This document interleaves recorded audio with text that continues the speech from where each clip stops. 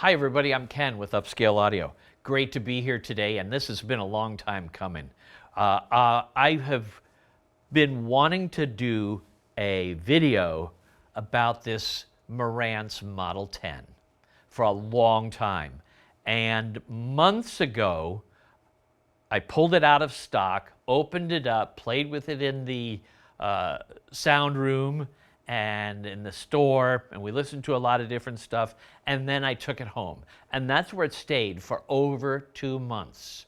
So after living with this for a long time in my system, finally, one of my coworkers, Jake, Jordan, and Alex, who helped me with these videos, said, Ken, what about the Marantz Model 10? And I'm thinking, okay, well, to do the video, I got to take it out of my system, and I didn't want to do that. So here we are with the Marantz Model 10. I've had the chance to have a lot of great amplifiers in my system over the past year. We did a video on the Technics SUR1000. Currently, I'm listening to a musical fidelity NuVista 600. The PrimaLuna hybrid, the Evo 300 hybrid. I've had that in and out of my system a lot in the past year. A little over a year ago, one of the amplifiers I really enjoyed, and we'll get into this a little bit more later, the T+A, the A200, that's their 200 series power amp. And one of my favorites that I've had for years in and out of my system is an old Class A amplifier from a company that's out of business. And I often put PrimaLuna tube products in my system. So we'll get a little bit more about when we get to the compare and contrast about this. Hey, wait, are we doing a giveaway on this thing? Jordan says yes. All right, we'll stick to the end. And we'll see if you can win something, because I love giving stuff away. I love trying new gear, and what intrigued me about the Marantz Model 10 before I ever heard it, the first thing I learned about it was it features Class D amplification from Purifi. And it's kind of a unique situation here because Purifi designed these Class D modules, but they're actually manufactured by Marantz. And typically, when Purifi modules end up in a power amplifier or an integrated amplifier, the companies such as NAD, R-Ender in their AP20, which is a great sounding piece of equipment, T+A in that A200, they buy a Class D Purifi module from Purifi. And here's another reason why I'm really intrigued by Purifi. I build speakers at home. And Purifi, not only do they make amp modules, they make drivers. And their drivers are very, very unique. And I've enjoyed pairing their drivers with their amps. That's been something else. My system at home that I played this in, I have the Hi-Fi Rose RS130. That's the streamer. I have a T+A DAC 200. That's my DAC. There's an AudioQuest Niagara 5000. And for cables, most of my power cables are AudioQuest. Signal cables are Cardus Clear and Clear Beyond. And the Mythical Creatures series from AudioQuest is the speaker cables. Here at the store, when we listened to this, we listened to it with the Klipsch La Scala, the new AL6. Man, the Class D amplification, you know, somebody's out there going to put a comment and say, hey, this thing's 250 watts per channel. What would we need that on a 105 dB efficient speaker? Oh, obviously you don't, but it's super quiet. And the other thing is the Class D module does not react to changes in the speaker's impedance, resistance, whatever characteristics are happening as we swing through the frequency range, the drivers, the crossover, all impact the electrical parameters of the speaker. Class D, especially those made by Purifi, they don't care. So that's why this amplifier makes a good choice for a horn-loaded speaker that's super efficient, like the Klipsch La Scala. I bet it'd be really good for the Klipsch K horn too. We tried this with the Focal, the Scala Utopia, And we tried it with the Fyne Audio F703 SP. That's a nice match too. What about this amp is cool? It's a dual mono design. It's built from the ground up by Marantz, designed by them, featuring their SMPS power architecture. 250 watts per channel into 8 ohms. 500 watts per channel into 4 ohms, so it doubles into 4 ohms. It has a high dampening factor, and the reason that's important is this high dampening factor allows it to control the speakers very well.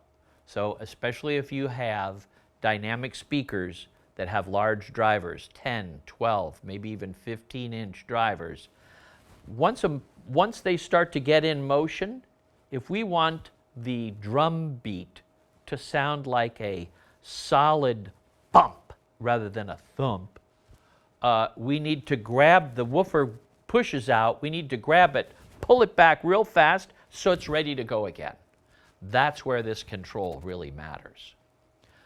All right, let's talk about the remote. The remote is shared with some other Marantz models, but it still is a really high quality, very nice to hold, made with a lot of aluminum. It does have a few buttons you may or may not use, but the buttons are in the right place. It has a nice feel to it. A lot of things in the menu can be controlled from the remote. So you don't have to get up here and open a little door or go to a secret passage or flip little switches on the back. The phono stage, because it has a really good, very well isolated phono stage. It's in its own little copper-clad sub-enclosure. The settings on the phono stage can be controlled with the remote. So I want to show you the back of this unit.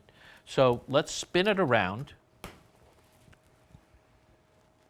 And I'll use my pointer. You know, if picking this sucker up, it took both Jordan and I to bring it up here on this table. You know, $15,000 is not cheap for an amplifier, but I've picked up a lot of amplifiers that are twice that price, that don't have the heft and weight and feel of this. When you look at it, when you feel it and touch it, and when I say when you look at it, when you look inside here, you see that it's multi-layers. You see the very large toroidal transformer that has copper on top. Why do they do that? Do they do it just to look good? Copper does a very good job of limiting or eliminating electromagnetic fields, EMI, radio, any kind of interference. So when we enclose things with copper-clad solid metal, we are isolating them very effectively. And the weight and heft also helps isolate this from outside mechanical things, the vibrations. Makes it very steady. This is right here at the end. That's your phono. It's moving coil or moving magnet, as I mentioned, adjustable through the remote control. We have multiple balanced inputs. We have balanced and single-ended outputs. We have multiple RCA inputs. We have left and right outputs, both an A and a B. And again, we get copper cladding. Over here, we get stereo or biamped capability. I'm not going to go into explaining how this is done, but you can put 2 or 3 of these units together to do biamping. I mentioned earlier the Klipsch La Scala. That unit can be that speaker can be tri-amped. This could do it. Very well built, really nice back on this. Now that we're back in front, I want to make sure I mentioned the headphone output right in front. The lighting, which is quite unique, beautiful, it's beautiful actually, can be dimmed. And you know, just like cake, I'm hungry, I haven't had my lunch yet. Just like cake is multi-layered, or I like to think of it as a double cheeseburger. 2 all-beef patties, special sauce, cheese, lettuce on a sesame seed bun. I bet somebody out there remembers that. This is triple layered. So we get power amp, we get power supply, we get preamp and input sections all on their own individual layer. This is a fully analog amp. We don't have any digital inputs. We don't have any digital decoding happening in here. So I mentioned at the beginning of the video that I was intrigued by the fact that this was designed by Purifi, but the Purifi I Can Talk design is one of the most audiophile renditions of Class D. And it's modular. I mentioned earlier it's used in T+A amp. It uses an NAD, their M23 power amp, some of their other amps, like their integrateds. And specifically in this amp, it has a wonderful sound. You know, when I first turned it on, I first started listening, what really got me was the power and control.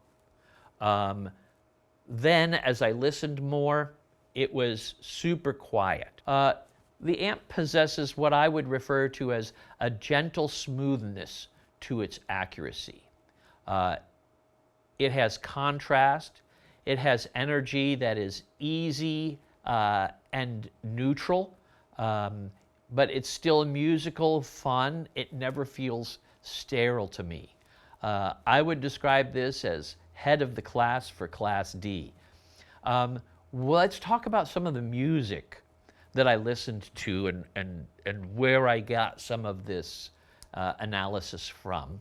So I went back and started listening to some stuff that I grew up with. Alan Parsons and their album Pyramid. You know the song What Goes Up? It has that beat, it has that rhythm, it has flow.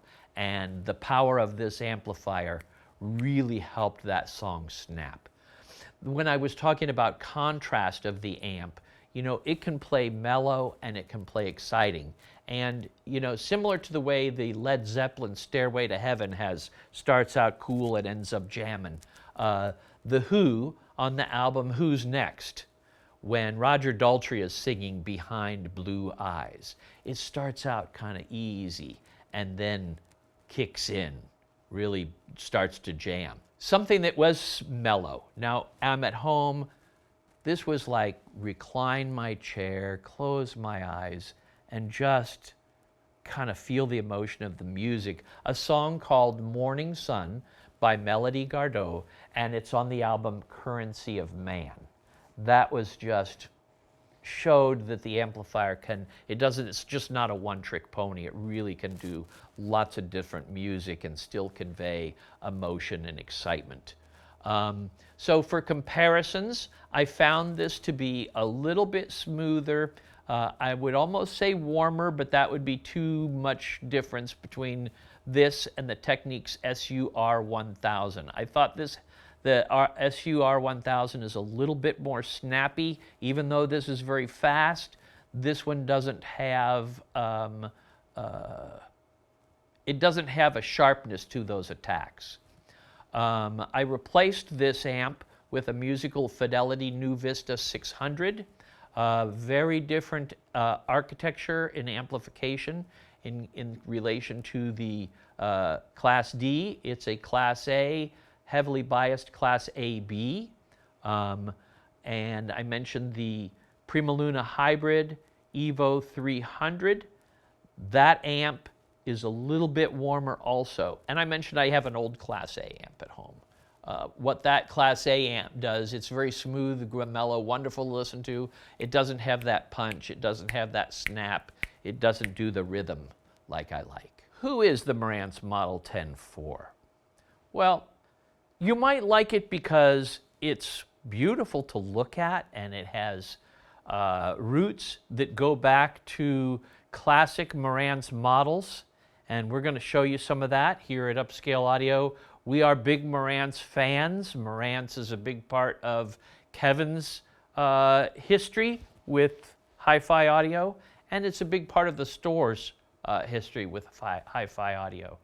So maybe you're a Marantz fan, and that's why you want the best of what Marantz has to offer in an integrated amp. If you value an all-in-one solution that integrated amplifiers provide, this has a wonderful, well-appointed phonograph, the phonograph preamplifier in here. You've got your vinyl baked right in. If you don't need or don't want your digital right in your integrated amplifier because you've got a great external digital source already, or you want the flexibility of choosing your own external digital source, if you're willing to put some money into an external digital source like the Grimm MU2, an Orender streamer, a DAC like the Berkeley DAC, oh man, this is going to be right in there to keep up with that for you. Few people will need more power. If you need more power than 250 watts per channel, I got news for you. You can't just go to 300. You're going to have to double that. You're going to have to go to 500 or 600 watts a channel. Who should look elsewhere? Who was this really not for? You know, if you really value the super smooth, romantic, lush sound of a single-ended triode tube amplifier like a 300B, or other triode sounds of tube amplifiers, this is probably not going to work for you. If you're looking for something that has an all-in-one, this doesn't have all-in-one. It's not a digital thing. Look for, you know, T+A makes a beautiful solution for that. And let's face it, nobody needs to spend $15,000 to get great sound. There's a lot of really good sounding equipment for less than $15,000. You do get better sound. And whether you're moving, you know, if you're driving a car like a Corvette and you want to go twice as fast, you need a Bugatti. You got to spend a lot more. So if you have a $5,000 amp and you want a nicer amp, you're going to have to spend a lot more. This is your solution. It does sound better. If you think this is the right product for you, I hope you'll give us a call. Let us talk to you. If you live nearby or there's not too much distance, I hope you'll come and visit us. We've got great salesmen. They're nice to talk to. They're experts at what they do. They have amazing resources at their disposal to help you pick what's right. If you don't, you know, Kevin always says this: every town is better off with a local hi-fi shop and a local record store. But if you don't have a local guy, please reach out to us. Now, here at Upscale Audio, we're going to do a good job with that. So let's talk about the giveaway. We've got a $50 gift code. Is that right? A $50 gift code. Good here at Upscale Audio. You can get a record cleaning brush. You could get some little accessories, tchotchkes, a t-shirt, whatever you want. Put down in the comments your favorite Marantz amplifier.